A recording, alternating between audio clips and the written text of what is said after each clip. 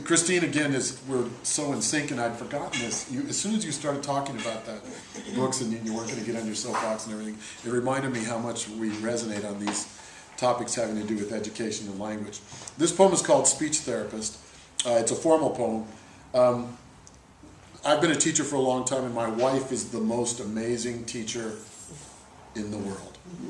There could be other teachers on other planets that are better than her, but I'd be surprised. And when I think, in fact, it's one of the whole points of writing this book, Glad to Be Dad, is that we're in this huge sea change in American families, particularly in roles of men and women. And I think one of the most astounding and manly things that a male can do is bend to a child. And I think this is something that's becoming more common, and I want to encourage that and praise it as much as I can.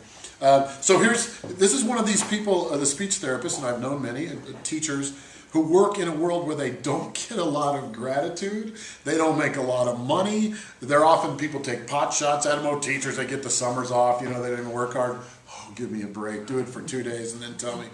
Besides, almost every teacher I ever knew worked through the summer so he or she could afford to be a teacher in the other months, right?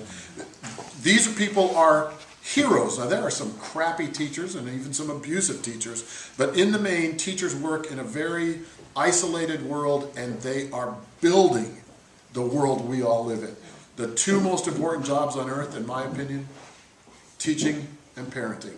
That is what builds the world that we all inhabit. So anyway, it's called Speech Therapist. Were you going to say something? No, I just said here. Okay, good.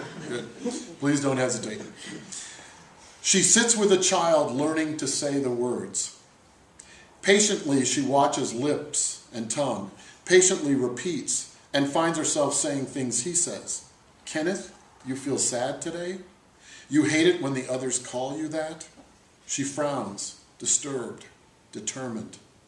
She sits with a child learning to say the words. To say them right, you have to hear them first. She tells him red and ball, pronounces strength. He tells her mad and hit and no and whisper. Listen how I say it, she says, pauses. His round eyes say the same without a word. At night, his little words sound through her sleep. To say them right, you have to hear them first. Each cry that someone hears, a bird goes free.